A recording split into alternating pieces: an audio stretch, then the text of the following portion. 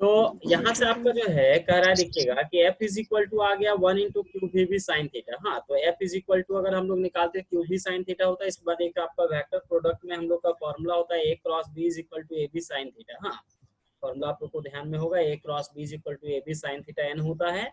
अगर हम लोग इसमें जो है देखें तो ये जो वी बी साइन थीटा होता है वो उसका मैग्नीट्यूड होता है, और जो एन आप लगाते थे उसको बताए थे कि ये उसका डायरेक्शन बताता है, मतलब ये आपका डायरेक्शन है और ये उसका मैग्नीट्यूड है। तो अगर हम इसमें मैग्नीट्यूड लगा देंगे तो इधर ये एन गायब हो जाएगा, क्योंकि एन जो था वो डायरेक्शन बताने के लिए होता है। आप 11 क्लास में पढ़े होंगे कि ऊपर में कैप लगा देते हैं तो उसको यूनिट वेक्टर बोलते हैं हम लोग। नहीं, ऊपर में कैप लगाने का मतलब होता है यूनिट वेक्टर। और जब यूनिट वेक्टर का हम लोग जो है यूज करते हैं तो उसका मतलब वो है कि उसका आपका मैग्नीट्यूड जो होगा 1 होगा और कुछ न कुछ डायरेक्शन होगा। तो यूनिट वेक्टर का यूज किया जाता है डायरेक्शन शो करने के लिए। तो ये केवल डायरेक्शन दिखा रहा था, और जब हम उसका मैग्नीट्यूड लेंगे तो डायरेक्शन का जरूरत ही नहीं पड़ेगा, हम केवल उसको वी बी साइन थीटा लिख सकते हैं। तो इस तरह से जो एफ का फॉर्मूला था, क्यू को अगर हटा दीजिएगा तो वी बी साइन थीटा के बदले हम लोग ऐसा भी लिख सकते हैं कि एफ बराबर क्यू वी क्रॉस बी। तो एफ निकालने का ये फॉर्मूला हो गया कि अगर आपको एफ निकालना है तो Q into V cross B का मैग्नीट्यूड, इस तरह से आपका एफ निकलेगा।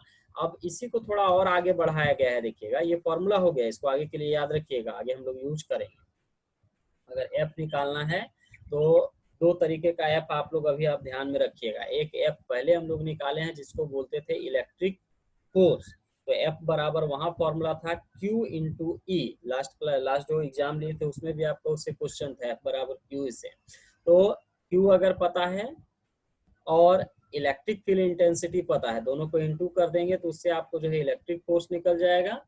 और अगर मैग्नेटिक फोर्स आपको निकालना है तो उसका फॉर्मूला होता है F equal to Q into V cross B. वहां पर आपका जो है वी क्रॉस बी करने का मतलब हो गया कि आपका बी मैग्नेटिक फील्ड इंटेंसिटी है और बी जो है वो आपका जो चार्ज चल रहा है उसका वेलोसिटी है। अब थोड़ा सा इसी से हम लोग बी का भी फॉर्मूला निकाल सकते हैं। देखिएगा F is equal to formula हो गया क्यू भी साइन थीटा। अगर बी निकालते तो एफ बटा क्यू भी साइन थीटा होता। इसके बाद यही हम लोग का एक फॉर्मूला हो गया कि अगर आपको बी निकालना है तो बी निकालने का फॉर्मूला हो जाएगा एफ बटा क्यू भी साइन थीटा। ठीक, क्योंकि हम लोग जो हेडिंग बनाए थे वो हेडिंग आपका यही था कि expression for magnetic field intensity. तो मैग्नेटिक फील्ड इंटेंसिटी को हम लोग बी बोलते हैं, तो बी का ये फॉर्मूला हो गया कि B is equal to F Q F बटा क्यू भी साइन थीटा। ठीक, आगे देखिएगा यहाँ पर आपका लिख रहा है कि the SI unit of B is tesla. पहले तो अभी इससे पहले हम लोग देखिए कि इसका एक यूनिट टेस्ला होता है और इसका एक और यूनिट होता है। हाँ, एक और यूनिट आपका क्या होता है, देखिएगा वेबर पर मीटर स्क्वायर। WEBER वेबर हो गया, वेबर पर मीटर स्क्वायर, ये भी इसका यूनिट है आपका बी का। विच इज डिनोटेड बाय, जिसका जो डिनोटेशन होगा, अब इतना डिनोट नहीं करते रहेंगे, इसका डिनोटेशन अगर लिखेंगे तो इसका डिनोटेशन हो जाएगा आपका WB से वेबर हो जाएगा। पूरा वेबर नहीं लिखते हैं, WB लिख देते हैं, वेबर पर metre square.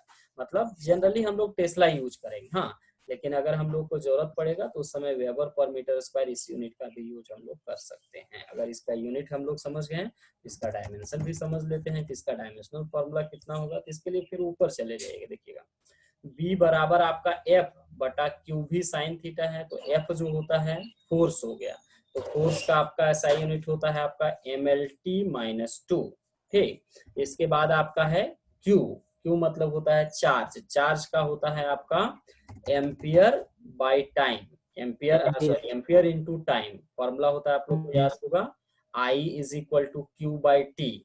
I is equal to Q by T, तो क्यू निकालेंगे तो आई इंटू टी होगा।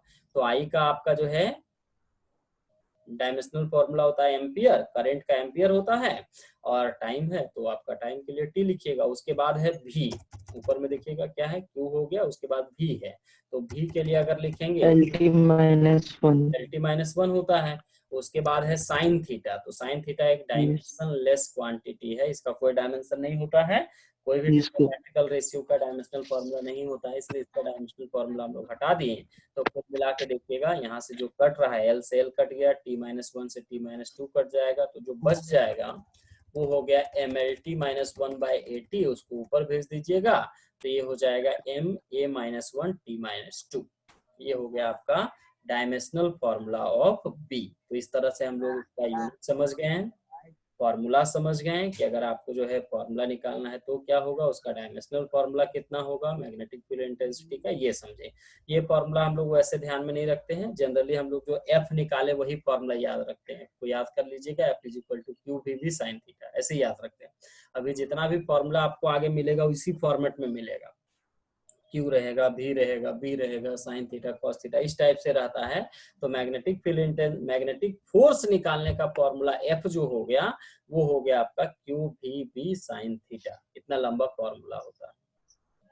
चलिए ठीक है ना, इसको आज यही रखते हैं, फिर इसका आगे हम लोग फिर अगला दिन में देखेंगे।